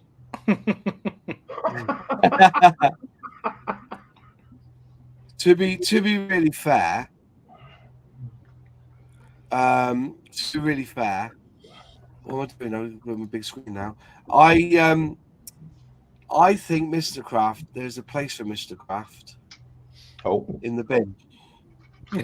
Somebody asked me the other day, I said, Mr. Craft is my second favourite kit. And my favourite's the rest of them. I've had 3 Mr. Crafts. And I think if you want to go and see a Mr. Craft build, go to Model Minutes' channel. I wouldn't even put that shite on my channel, but he went off and built one. And I can't remember what he did there. He did the PZL, did a Polish one, didn't he? What was it called again? He did the IL2 as well. Yeah. Oh. I don't even know what Mr. Craft is. I mean, You're not So lucky, John. To be honest, the kits are hit and miss. Some of them are awful, some of them are good, but the decals are always awful. So if you're going to do a Mr. Craft kit, I bought a Mr. Craft for the decals, just for the decals once, because he had the scheme that I wanted many years ago, mind. He done the PZL37, the IL2, and the Fairy Fulmer. And what's your thoughts on them then, Matt? What do you think of Mr. Craft or Master Craft? I think the problem is that they've just bought old people's tooling, haven't they? And then rebox them. Yeah. Their best one, but the Sea Harrier. The Spitfire 5 that they did isn't bad as well. That's a great kit. Nothing wrong with the kit. Again, though, decals are arse. I think they just print them out on a bloody printer, if I'm honest. Yeah. And the best one's the Sea Harrier. It's basically a GR1 with naval markings. Very nice. Yeah. Oh, yeah, that's a shout. Decals can be used if they're coated in decal liquid film first. Yeah, that's that repair stuff you get from. I will do that. Thanks, Matt. Yeah. From now. Yeah, I'll give them a Harrier GR7 to replace the canopy for a crap kit I bought on eBay because it was like £4 and I can't get Airfix haven't got any spare canopies in because I haven't got any spare parts for it at the moment. So the canopy's wrong on it, so I wouldn't bother. I only want the canopy. That's it, just the canopy. The canopy's wrong. It doesn't fit. It doesn't even fit their model. So I don't think unless they borrowed Airfix's one, they wouldn't fit. The I said I think me and Nigel did a video. We got the cheapest kit from Amazon was £4 or something, wasn't it? A Mr. Craft helicopter, and it was a clone from Matchbox. They basically cloned it right the way through. It was bollocks.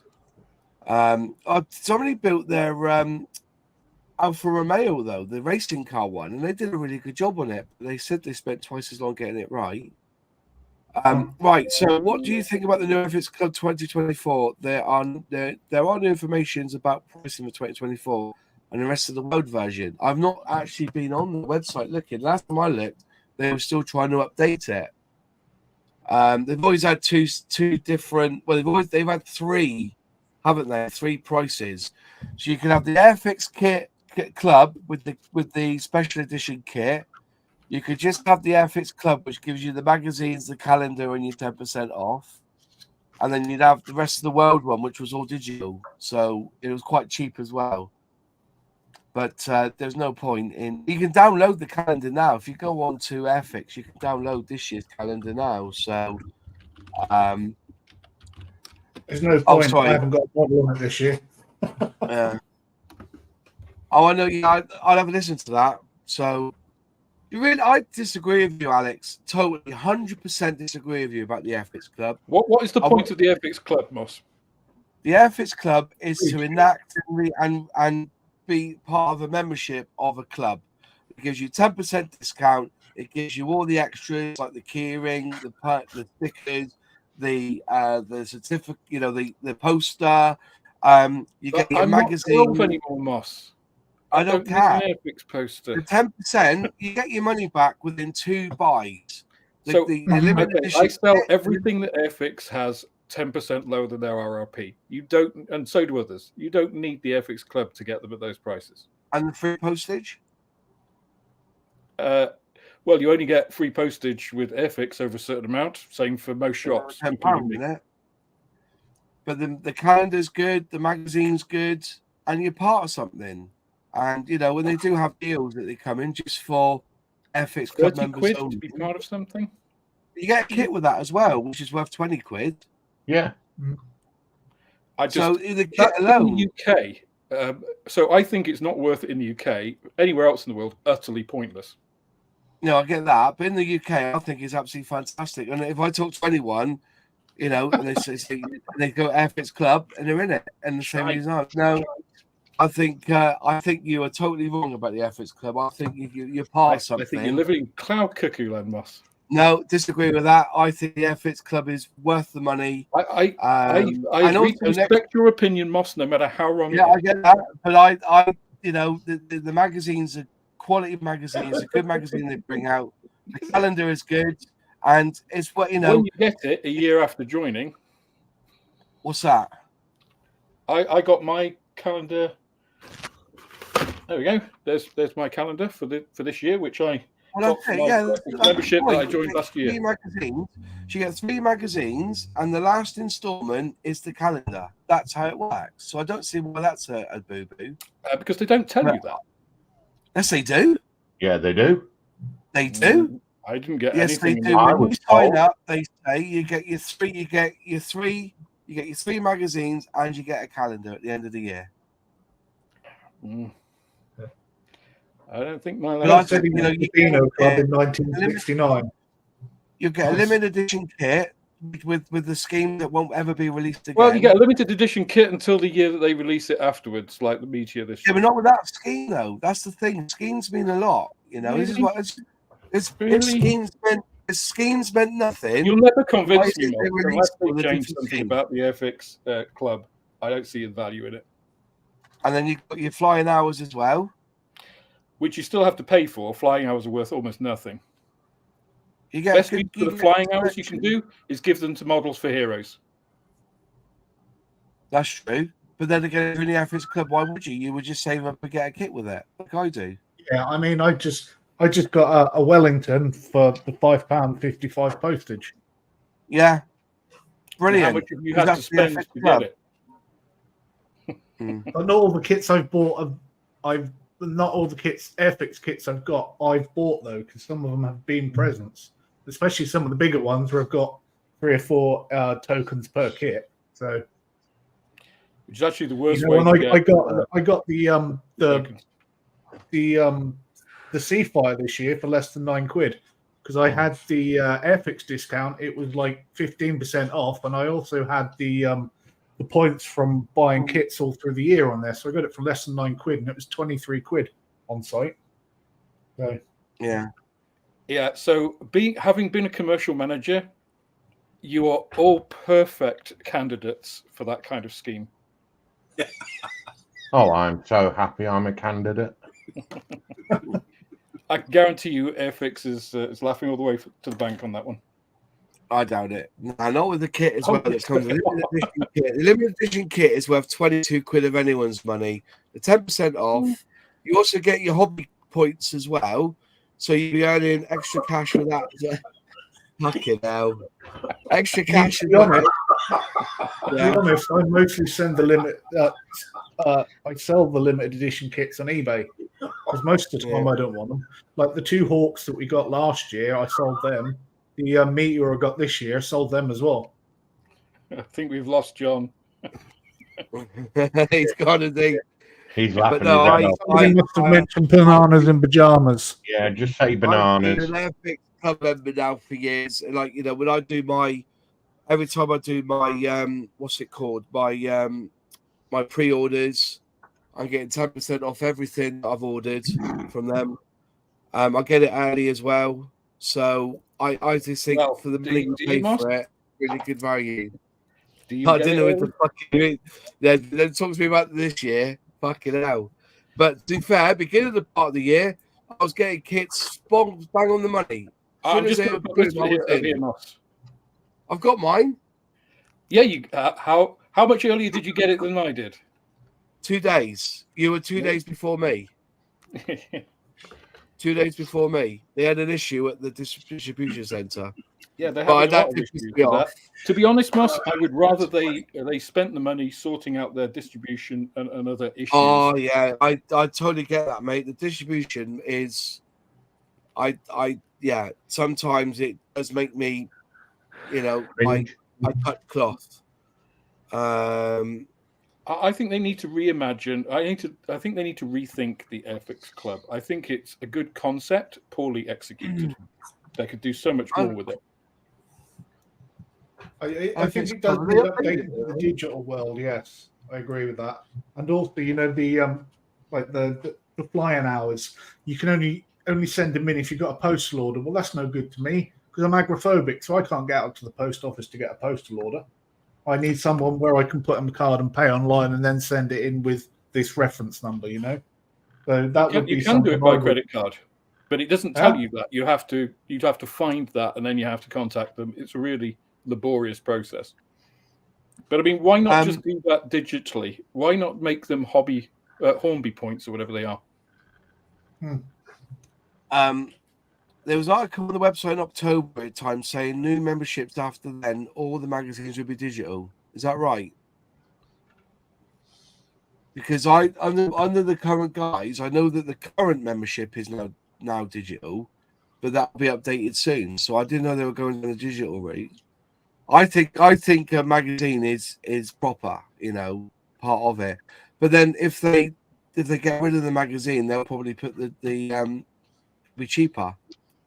But you know, it's like everything, isn't it? When I be personally, like with any membership of any club, I like the fact you get the Airfix Club box, and inside there is your kit, you get your tag, you get your stickers, you get your poster, you get a welcome letter, and that 10% has been a godsend. And because I spent £30, I get a kit as well, which I've seen on eBay. They're selling that Meteor for £27.99. You know, so you get your money back if you don't want to build a kit. And you still got your 10% and you use your flying hours. And I don't think they'll get rid of the flying hours because it's part and parcel of Airfix for the past 50 years. I don't think they'll get rid of the flying hours.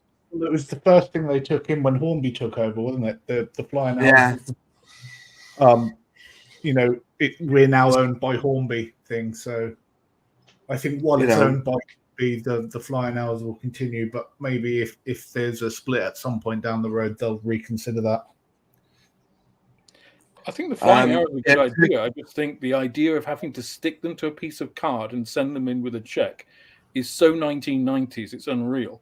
Yeah, absolutely. I think maybe a QR code, although generating one-time QR codes could be a one-time QR code that you scan and it gives you, say, 100 Hornby points that you can use on the website straight away. No fucking about with posting stuff to them and all that kind of thing. It's like the old Green Shield. They're like Hornby flying hours are like the old Green Shield stamps. Co-op. Blue chip, please. Blue chip. The old luncheon vouchers. Taggers is put up there that they said current membership is digital only. This will be updated soon. I think that's what it is. At the moment, it's just digital, but I'm pretty sure they'll bring back that. If they don't, it'd be a real shame. They don't bring the magazine back. But I've been a member now for years. I love it. I love being a member. Every year I get my special kit, my limited edition, and I use my tokens. It's not a surprise, but yeah, and everyone thinks it's good value for money just because you get your 10% off. Not being funny, but you only have to wait a year, and last year's Airfix Club kits end up in their store for sale, like they did with the first and last of the Hawks. Yeah, but they weren't cheap though, were they? No, they're cheaper. They weren't cheap. Yeah. But no, I like the Airfix Club. I think you're part of something. You shock me, Moss. Well, I said, I think you're wrong. I watched the video and I thought, nah, he's talking shite. Redeem your flying hours. Pardon? I just I get flying hours, with all these Airfix kits, but I don't do anything with them. Nothing. No, a lot of people don't. But that's all part of it, isn't it? But this, the magazine was every 3 months you get a magazine, then you also get the calendar. I think there was a gap between because we got the magazine and the calendar at the same time. And that was because of the woman that was doing it had left and somebody else had taken over, didn't they? So, well done, Mr. Marley. Yes, John, you're my new best friend. Yeah, well done. Quality comment, that. It's good, that, isn't it? Yeah. I think one of the things we should say, though, Moss, is if you don't do anything with your flying hours, send them to Models for Heroes. Absolutely, it's really do it. Airfix work with them, to give people with PTSD and stuff mobile kits that helps their mental health. So if you're not using your Airfix flying hours, if you're not a member of the Airfix Club, send them to Models for Heroes. They'll be really grateful for them. There's so many different ways of getting free kits. I get that. I buy a lot of second-hand kits from my local model shops. I've never gotten around to joining. Fair enough. But said, I think they need to add to it. They did the other day. They had special editions and stuff that you could buy, special coupons, discounts and stuff for the S kits. This is what I mean. They should also do, Moss, to help if they're really serious about things like club membership, is stop doing all the silly sales through the year. Because I know it pisses off some people where they've paid club membership and they're buying stuff through the Airfix website, and then a kit that they've bought through that is off 40% off or something, and they could have anybody could buy that a little bit longer. It's it detracts from the value of that. So yeah, I think it just needs a bit more thought. Yeah, I think they are looking into it because we've been asked a few questions about it. So I believe that with the Vulcan. I mean, I paid full retail for the Vulcan, and then before they released the, the black? Black. Yeah, black. They I think that was Vulcan for half of what I paid for it. And that was so unfortunate. That. And I think they devalued the Vulcan just like that because they put it in a flash sale. They devalued it. Full retail like 2 months before. Yeah. Well, isn't it like Alex? Alex says, right, for instance, he goes to Airfix Gunner I want 10 Vulcans. Yep, no worries. 2 months ago.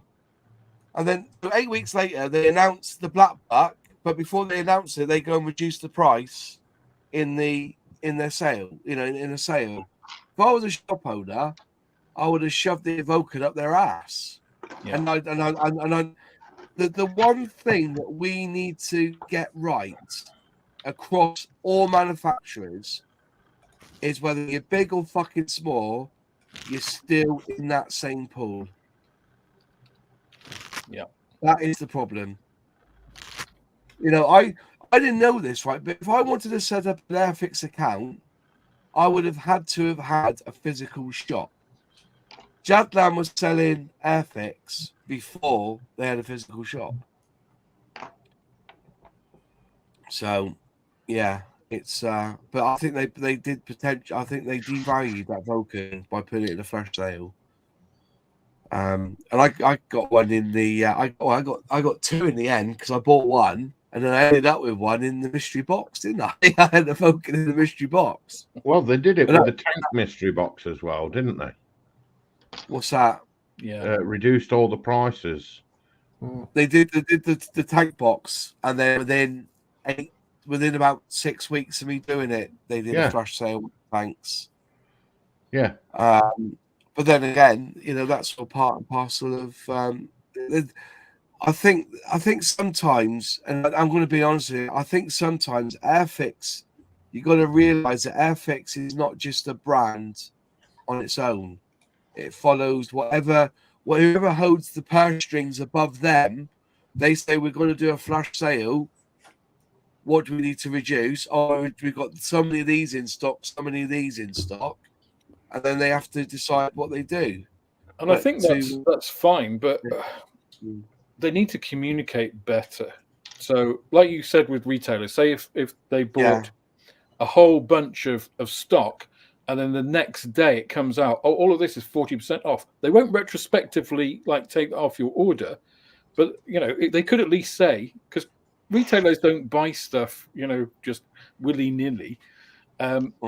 So they should just say, look, in a week's time or 2 weeks' time or whenever it is, we're going to have this sale, on this stock. They don't even have to say what the amount is or anything like that. Just give warning, so that if you're going to stock up on this stuff, wait till that date or whatever, so that at least they're treating their retailers, their outlets, fairly. Because otherwise, because most of them are on pro forma, they're paying up front for stuff that they know they're going to reduce in price. So that just feels wrong, Yeah. Oh yeah. Like I said, Gareth Evans is spot on here. I bought the 135th Cromwell full price, then it was 1999. Yeah. How does that make it? Sours the experience before you've even opened the box. So, yeah. But how does that feel with retailers that probably bought that kit at full retail price? At full. Oh, it makes me. Yeah, when that sort of thing happens, it makes you want to never deal with a fucking company again. Yeah, I can see that. Definitely, I can see that. And because you have a wide range of suppliers, you do compare them. I mean, Revell are the best company to do business with. Yeah. It's just a shame they don't have the same sort of ranges, nice kits. You have to be very selective about what you buy. But in terms of their trade rates, and I spent over a certain threshold last year, I get better rates this year. I've spent 4 times that amount on Airfix, and I've only just managed to get a credit account. You know how much credit they're giving me? £500 for 30 days. It's just like, what fucking point is that? So that is standard across the whole. That is standard though. The first credit account you get will be 500. Then they up it the more you buy, the more. What from Airfix or Hornby? Hornby. But anyway, I used to sell. I was a salesman. Anybody set up an account, the first time they give you credit was 500. Oh no, that's not the case, Moss. That's not. I can tell you because Revell have much better rates.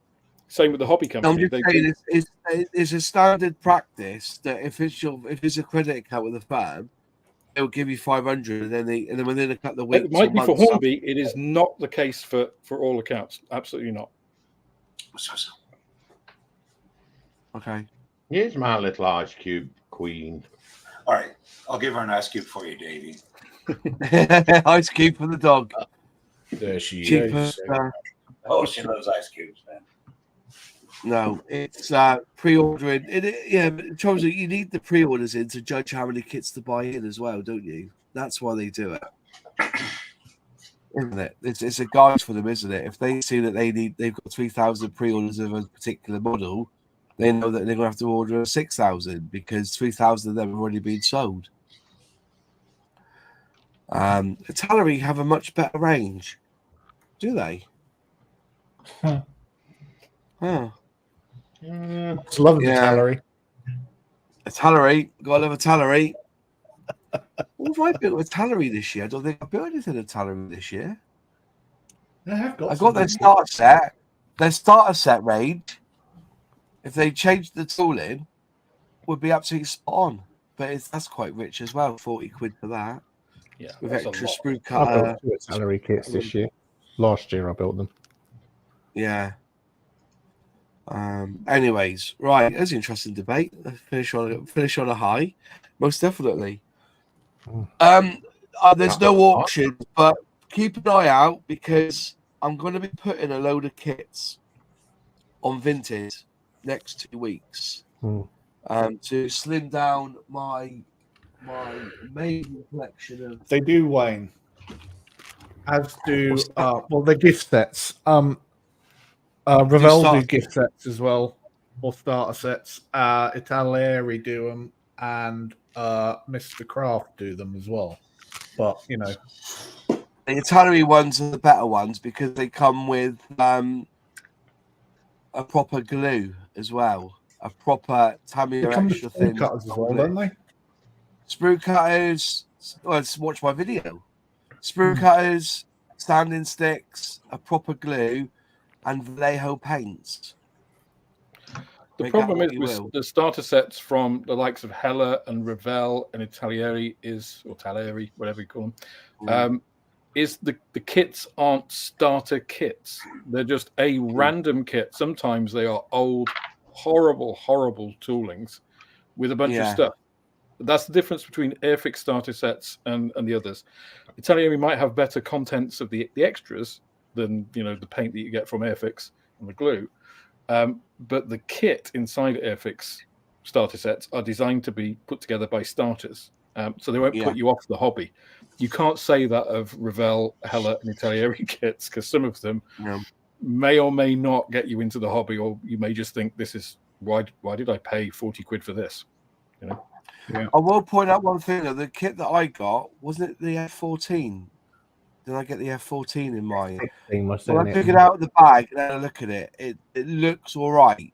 It isn't that complicated to build either. Very little bit of flash because it's a 1980 old kit.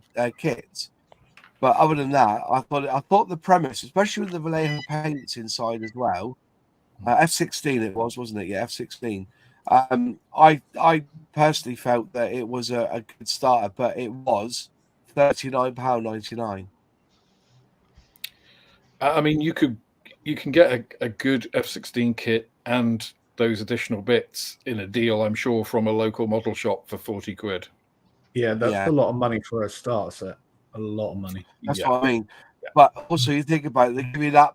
What tickled me was the cement. They finally realised that liquid cement, so you get like it's like about the size of a nail varnish bottle with a brush, so you can brush on the paint. It's a little bit thicker than Tamiya extra thin, but thinner than the Tamiya white cement. It's like in between, so you might get a little bit of pillory action on it, but I wouldn't. I'd be very careful with it. So, but it was all right. It was all right. Anyways, it's 10 o'clock, so keep an eye out for Vinted because I'll be putting. I'll leave a link. I'll put a link somewhere on my community tab to start putting these kits up for sale. I'm not doing auctions anymore because they become a bit of a ball ache.